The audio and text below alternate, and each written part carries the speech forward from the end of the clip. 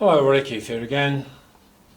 In this video I'm going to repot the latest Enanthleya type that I've bought. I've bought this as a replacement for Enanthleya Golden Nugget Dresden, which has finally turned up its toes, or roots if you like. Joined the choir in Visibule and all the rest of it.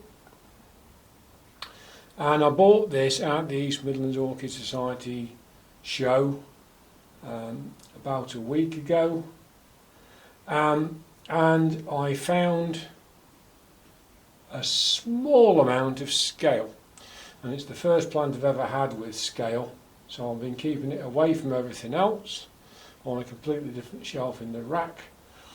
I gave it a good spray with a systemic. There were only two that I found before. I found another couple today, and they, I think, were dead because they came off just by rubbing. And I'm told, or I believe from what I've seen on YouTube and wherever, that normally if they're alive, they are literally like limpets. So I'm keeping my fingers crossed that we've got this lucky. The bark, at first glance, looks quite good. And I thought that this lot was actually a foam plastic pot inside this black one. But in actual fact, if I take this label out,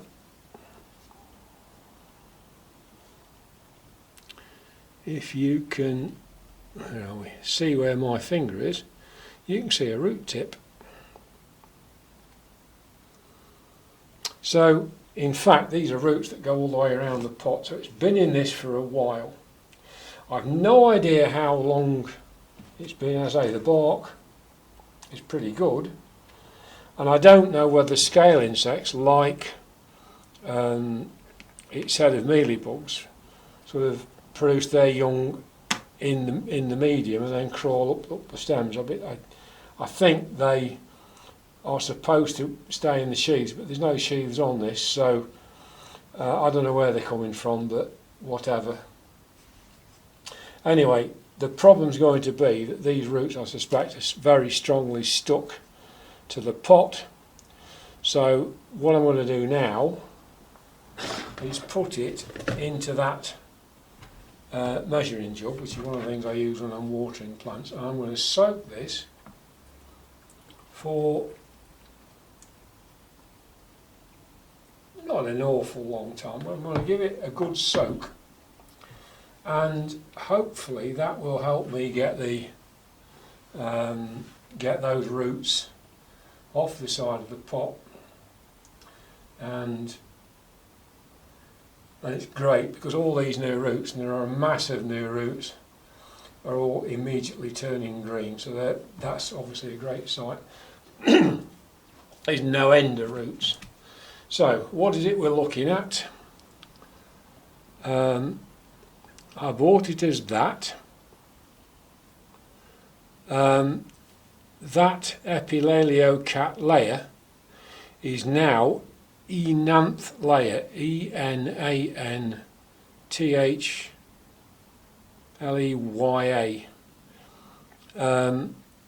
which is still a mouthful, but and still not particularly memorable. But anyway, that's apparently what it is. The fact it's got Enanthleya in it means it comes up with quite a long spike, and it's got smallish bright orange flowers coming off a tall spike, which is great. Quite pleased about that. Talking of Cattleyas, the Xingming Beauty, which I've talked about before, that has developed a sheath with buds in it, and the sheath split yesterday, so we're definitely going to see something from that. This one is flowering size. This big cane, which I think must be the last one, has flowered. The other two show signs of trying to develop a sheath, but they weren't quite big enough. So this one I bought from Phoenix Orchids. Right, that's had quite a soak. It's going to be very interesting. Oh, the roots right through the bottom, so put that there for now. I've got water, everything else in here, so let's see what's in this pot. See if I can persuade it to come out without too much trouble. Oh, there we go. So giving it that soak's done it no harm at all. And in fact I've lost 3 root tips, and that's, no, 4 root tips. So I think, given everything else, that's done quite well. But looking at this, I think it's probably time it was done.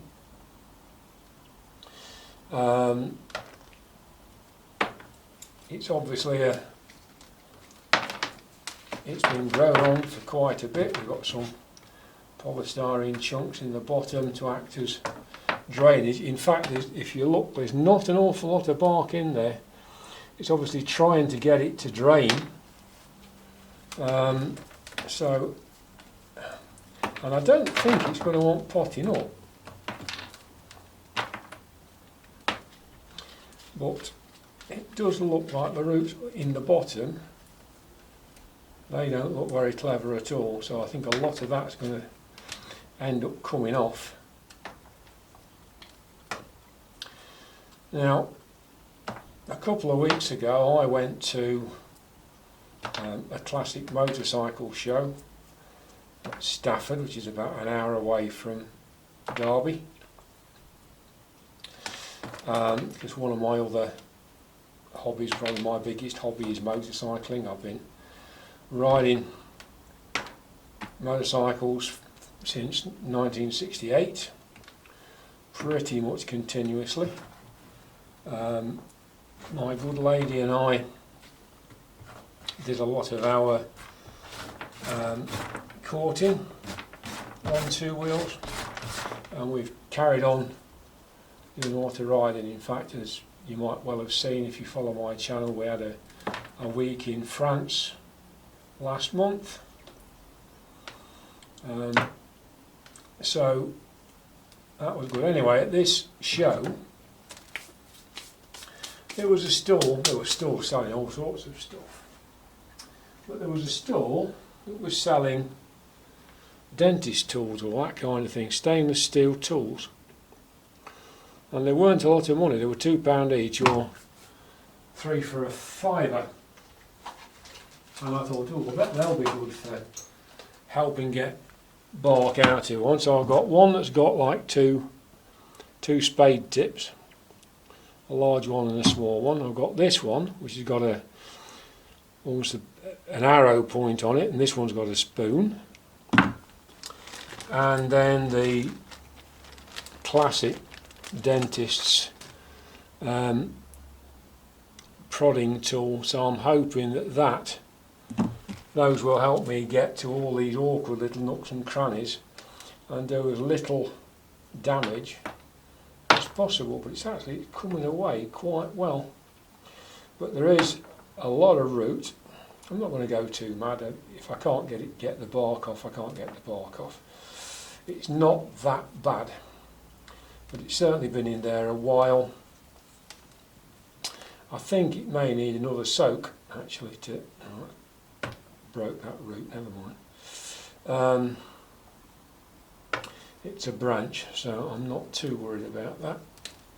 But yeah, I think, looking at this, I need to tease this mat out in the middle, because we've got some good roots that are coming through it, but I think the great majority of this lot are no good to man the beast, and certainly not this plant. So I'm going to pause the video, give this a good looking at, perhaps soak it a little bit more to try and get a few more pieces. That piece of bark wasn't very clever, but we've got a very small bulb there. So that can, well, it's come off, you know. Can it come off? Yeah, definitely, because it's just pulled away without any problems at all. Barely attached to this one. So that's a start, because that would completely bury, and I don't like burying pseudo bulbs on anything, even though some orchids will take it. Enough of them won't, that it's not something I would ever advise people to do. The only one I know that doesn't mind that much is Zygopetalum types, and even then, as I say, it's something I prefer not to do. I think you can give yourself all sorts of potential issues. So I'm just going to go through this lot. I say check all these roots, give it a good clean up, and then I think pretty much I'm going to try putting it back in there. It doesn't really need any more. And then put that lot back in the bottom. It seems to be perfectly happy with that. And then I've got plenty of bark that I can use, so I can start teasing all this lot out with these hooks and probes and what have you. But I'm going to have to be a little bit careful, because although, as I say, quite a lot of these are dead, some of these new roots have started to come down through it, so I'll have to be a bit careful. So bear with me and I'll be back soon. Right, I've got rid of most of these roots from the middle. I don't think you'll be very surprised to see that they've all come from the back end of the plant. These two pseudo bulbs, the smaller of the four that are here, apart from the one that's, well, there's three, and then there's the new one, and the roots are all coming off this one, and particularly this one. This one is putting roots out like there's no tomorrow. So we've got some absolutely terrific good new roots. We've got some quite good ones that are going lower down, and there's one there that's not very brilliant. Take that tip off. But fundamentally, this is a branching rootstock, so although some of these tips have been lost, if the rest of the root's okay, I'm reasonably comfortable that that's going to go all right. Now, I think that will go in there without any great issues. It's a good size, it's a cattleya, so it's going to want to dry out between waterings.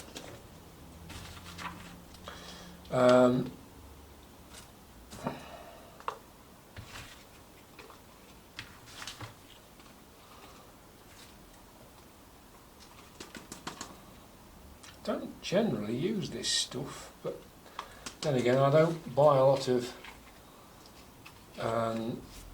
items that come packed in plastic peanuts, so I've not really got them to use. So on the whole, I tend to use the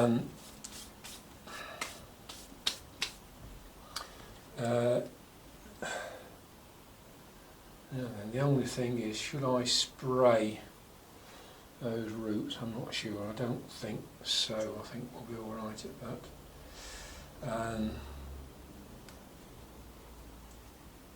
As I say, it's been sprayed with the systemic. So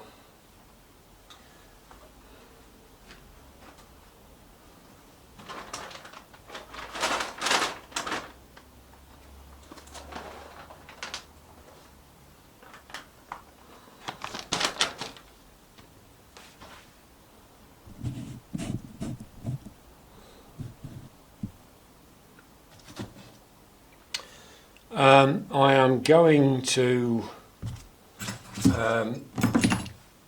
use my usual commercial bark, because I don't think, looking at the size of these roots, we're not talking about Phalaenopsis with absolutely massive roots. It's got lots of roots, but they're not that big.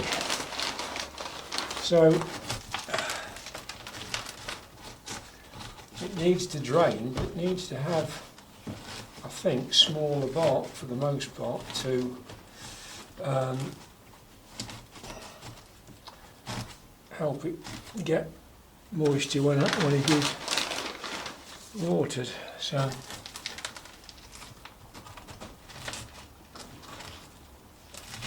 now I watched a video from Ed's Orchids the other day, and Ed said something which I